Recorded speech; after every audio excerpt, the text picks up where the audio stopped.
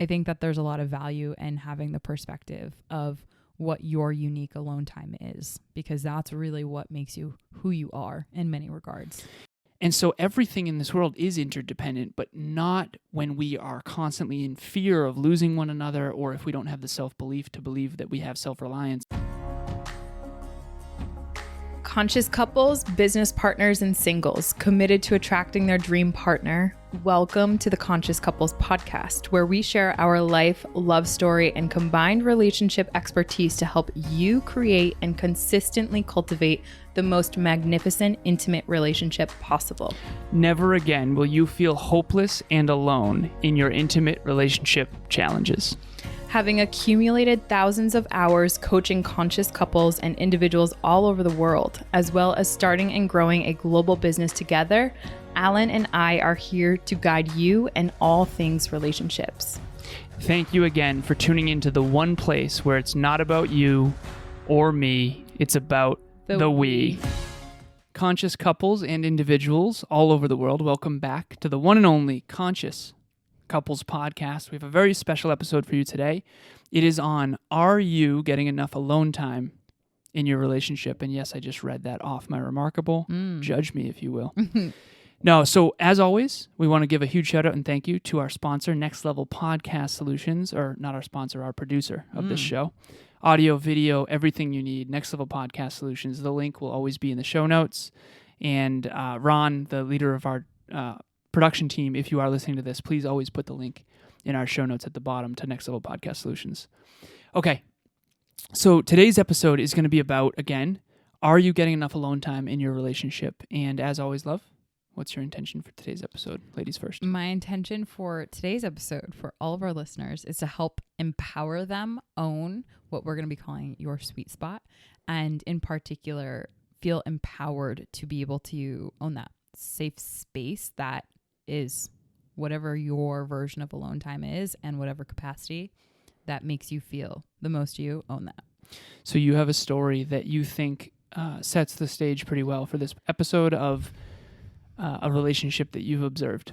So yeah, I do. So a relationship that I've observed, I think is perfect for this episode, because when you ask this question, are you getting enough alone time in your relationship? I've observed many relationships in my upbringing and in clients and so much. And I've seen this one unique pattern with this individual. And I thought it would be good for this episode. So I observed that every single time the wife in this relationship, every single time her partner would go out and travel, what I noticed is that there was a major shift in the energy, in the expression, in how this woman lived her life.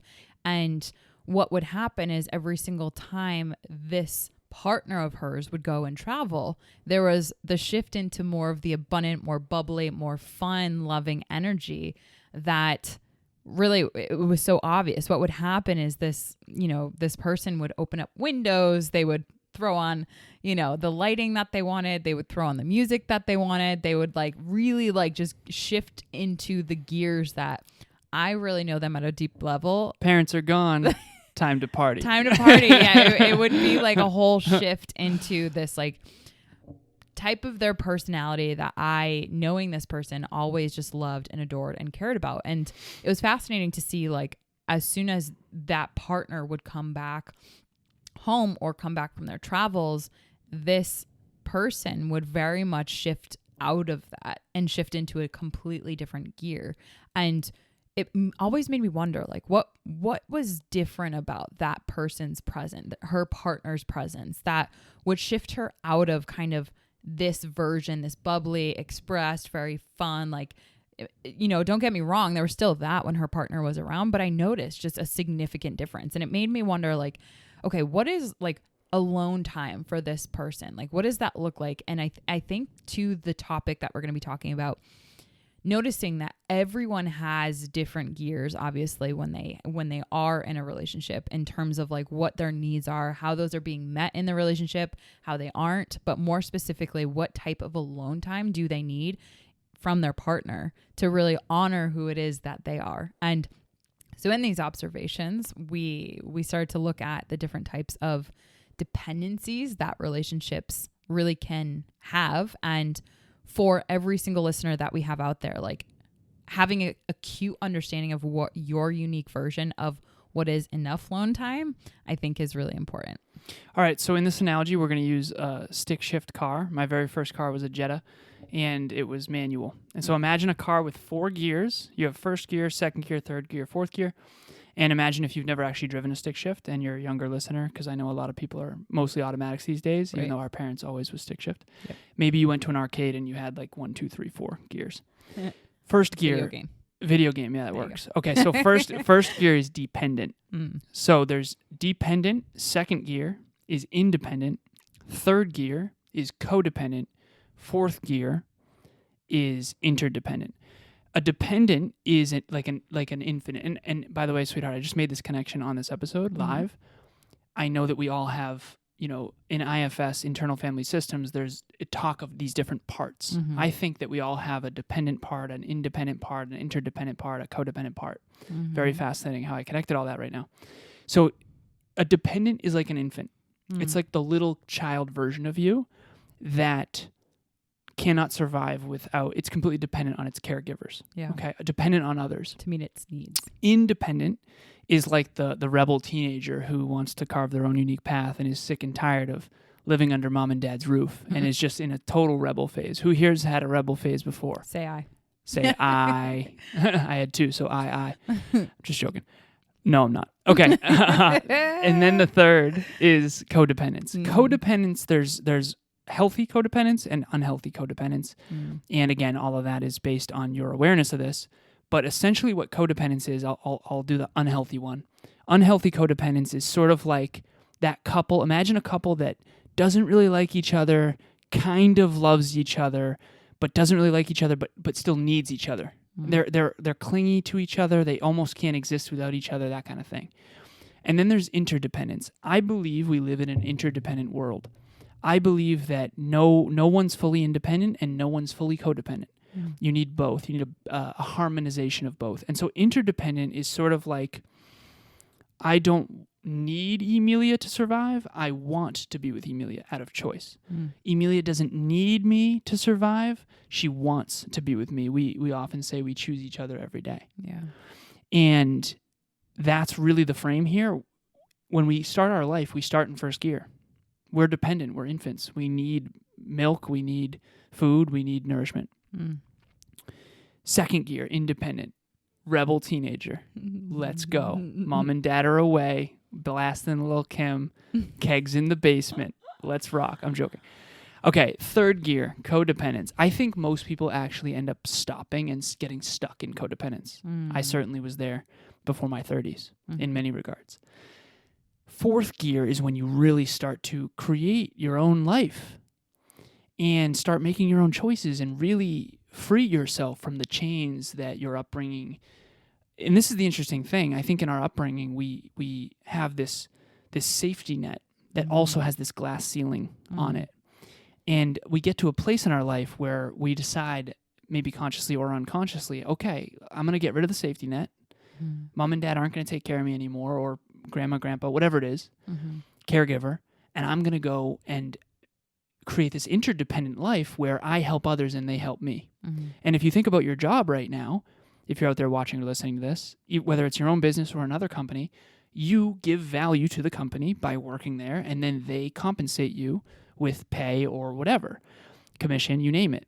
And so everything in this world is interdependent, but not when we are constantly in fear of losing one another, or if we don't have the self-belief to believe that we have self-reliance. And so this is a really heavy topic, but what gear are you in at what time? And I think that all of us have all 4 gears. It's just a question of, if you're in the wrong gear at the wrong time, you're going to crash the car. And the reason why these are so important too is because I think that every single person goes through in their development through these different attachment styles. And like you had said, babe, we go from one gear to another. Some of them, not all paths start from or go in the same order that you had listed there, though we all do start at the very beginning with gear 1, right? So, well, I was independent out of the gate.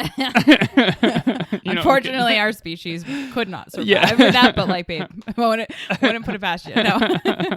But I think that, kind of circling this back around to why these are important, and as a listener, like with respect to your alone time and what's unique to you, say for example, like, like you're super, super codependent. It's likely that you actually don't have enough alone time when it comes to your partner, right? Your intimate partner. Say, for example, you are interdependent and you choose proactively to have alone time. With kind of going back to the example at the very beginning, I think a lot of this has to do with personality as well. There's 3 personality types, if you will, that I want to bring into this episode in addition to what you just had, babe, because I think that this self-awareness is really key when it comes to looking at different attachment styles in that regard. And then also shifting into what's my personality gear, if you will. So if you're an introvert, you honestly, like, being with other people and engaging with other people frequently, that is often an energy drainer. Why? Because you're likely always like optimizing for other people's needs, because in some way, shape, or form, you're likely like codependent on this person. So like, for example, in this example that I gave at the very beginning of the episode, this partnership is very codependent. One partner needs the other partner to fulfill their needs. And so when there's not enough alone time, and that's very obvious because the gear shifts, if you will, into very abundant, very bubbly, like expression, opening up windows, blasting music, doing all of these different things that wouldn't otherwise been done, because when those 2 partners are together, this individual is always taking care of the other partner's needs instead of herself, right? So to that extent, this person could very well be an introvert, but yet when they're with their partner, they're having to be more extroverted, which is having to be more energetically energized, if you will, when you're spending time with people. The difference between an introvert and an extrovert really comes down to that, and not to get too much into the details, but there are some people that are ambiverts, and ambiverts are kind of a little bit of both. It's like being ambidextrous. Exactly. Like you have a right hand and a left hand. Yes. If you're righty, that's like you're an introvert. If you're a lefty, that's like you're an extrovert. And if ambidextrous means you can use both right and left. Yeah. You always joke about how you can shave with right both and hands. left, both hands Yep. simultaneously. I've witnessed it. It's amazing. But if you are ambivert, is ambivert? Some people say ambivert or ambivert. Ambivert. Okay, so if you're an ambivert, it means that you kind of need both. Yeah. You're more harmonized in the middle there. Yeah. Some people are introverted and need to be alone and recharge more. Mm-hmm. Some people are extroverted and they get recharged by other people. Right. Not me. Hey everyone, we're Mike and Jesse, and we just wanted to give a quick shout out to Alan and Emilia from the Conscious Couples podcast. Mike and I have been listeners of the show for a little while, and we decided we wanted to take it one step further and try out couples coaching. In the beginning, we were a little hesitant because we didn't really know how we would be supported through this journey, but Emilia and Alan quickly blew us away during our free 30-minute call where they were able to listen to us, hear our needs, hear our goals, and to just drive to 5 and find common ground. And we are so excited to jump in every single month with them to continue on our journey. So thank you guys so much. All the love. If you haven't tuned in, 10 out of 10 recommend. Good. Well, I think what's interesting is that oftentimes a lot of people say opposites attract, right? So you might have one introvert with an extrovert, and what's actually bringing them together is the fact that they're very codependent on each other. So Right. That's a great indicator that you're not getting enough alone time in your relationship. Just because you guys are on the opposite ends of the spectrum and balancing each other, that doesn't necessarily mean it is a healthy interdependent relationship and you're getting enough alone time. So I guess the key here is to really look at where you at in terms of your dependency within your relationship. And that is likely a greater indicator as to whether or not you're honoring and feeling empowered to lean into what you really deeply need and what capacity with respects to alone time. So like, for example, I have spent a lot of my life as a quote unquote extrovert, right? That was very much my conditioning, very much of my programming to be energized by spending time with a lot of people. I guess shifted into a different phase of my life where I'm actually a lot more introverted now than I ever have been in my entire life. And as I shift into this gear, realizing how much interdependence you and I have, the alone time, there's so much, and I finally have had the opportunity to admit how much alone time I actually really need. It's actually one of my core needs that we have on the whiteboard. And because you and I have an interdependent relationship, you're actually able to like know and support how much solitude I need. And I think that that's something that's been super empowering for our relationship. And it just makes me wonder how many relationships are out there that do not actually get the alone time that they need, because it gets to a point where relationships get so enmeshed and you start to kind of lose a little bit of who you are. And I think that there's a beautiful saying that like you need space in order to have a spark, meaning like you need to have you being you and your person being your person, and not too much enmeshment, too much time together, because at some point, like that enmeshment, you lose a little bit of who you are. And I think that there's a lot of value in having the perspective of what your unique alone time is, because that's really what makes you who you are in many regards. If you lose the individuality, you lose the polarity. Yes. And then what attracted you, plus and minus like a magnet, no longer works. But if you're too far apart, then you're not connected, and that kind of thing. Exactly. And so you got to find that sweet spot for you. Yeah. Final story. I remember a couple, and the male in this relationship was away. Yep. And the female in this relationship was at home while the male was away, and the male was really concerned that the female was going to be lonely. Yeah. And I remember thinking at the time, like, she's not going to be lonely. She's going to be pumped about this alone time. But you don't know that because you're an extrovert and you'd be lonely. Right. So you're projecting what you would want onto what she wants, when in reality, she's probably pumped that you're away. And so this is a really important understanding here. How well do you know your partner? How well do they know you when it comes to introvert extrovert? And are you making each other wrong for that? Is this, or are you just allowed to realize, okay, you can go hang out with your friends if you want. I'm going to stay here by myself, which is my goodness, which is what I want to do anyway. And now you can actually be on a team and have this wonderful chicken soup, so to speak, of a little bit of broth, a little bit of chicken, a little bit of noodles. Everyone, let's say Emilia and I, we both love chicken soup. I love food. Okay, yeah, we both love food so much. But she might like her chicken soup with a little more broth, and she does than I do, and that's okay. We can make so let's make one big batch of chicken soup. She'll take more of the broth. I'll take more of the chicken. It's whatever, I'm just joking. I'll give you some chicken too, love.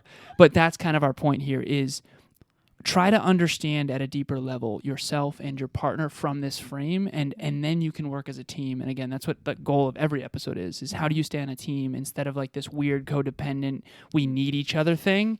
Instead, let's optimize and synergize together. Okay. Anything you want to add before we go, love?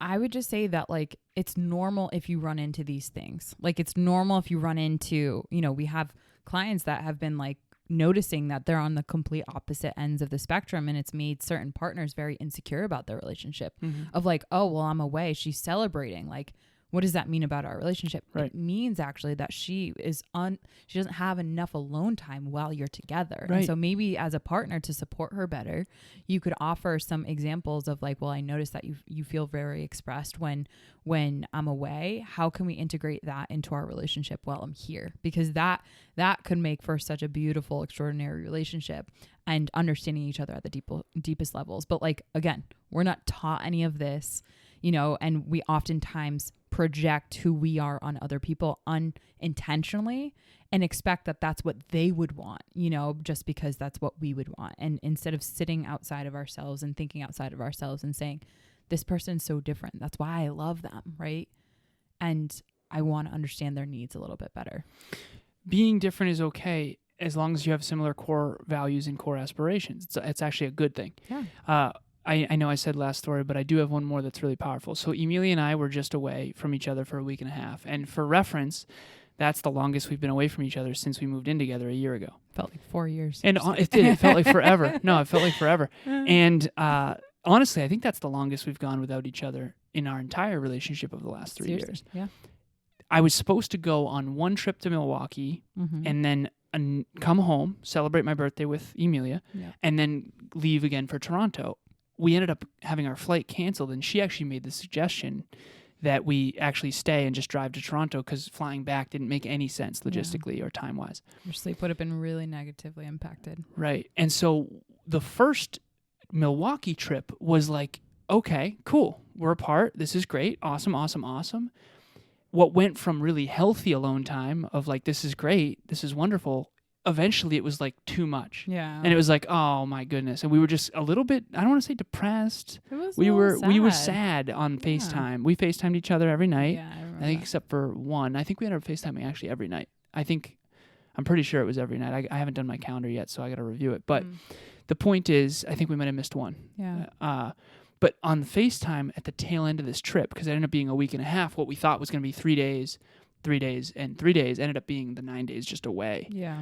And by the end, we were really quite sad on FaceTime because it's too much alone time. Yeah. So for your relationship, there's a sweet spot, right? Yeah. We found ours. Okay, a couple days away. Great. Anything more than that, I'm freaking out. I'm joking.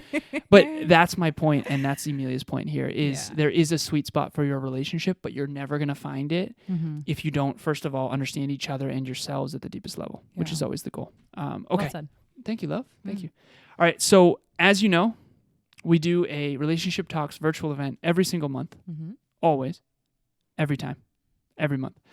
All right, so for Relationship Talks event number 18 in a row, 18 months in a row, pretty cool. Holy schmoly. Nice. On December 8th, we will be doing one on how to not fight in your relationship. So Emilia, I'll never forget it. I've said this before. She said, Alan, we're never going to fight. When people fight, that assumes a winner and a loser, and when you fight, no one wins. And I was like, holy crap, never? Like, we're going to get married. I have this whole vision for us. We're never going to fight. That doesn't make any sense because I grew up around a lot of that. Yeah. And to this day, over 3 years in, we've never fought. We've had challenging discussions. Passionate dialogues. And maybe, a couple debates here and there about math. I'm joking.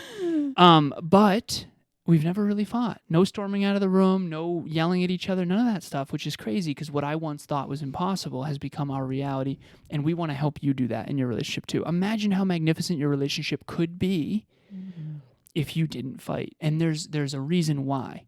It's our own personal development. There's a lot underneath this, and that's what this event is about. And so it can take 10 years to build a bridge and only one day to burn it down. Don't burn down your relationship. Don't take those Jenga blocks out and let the whole thing topple.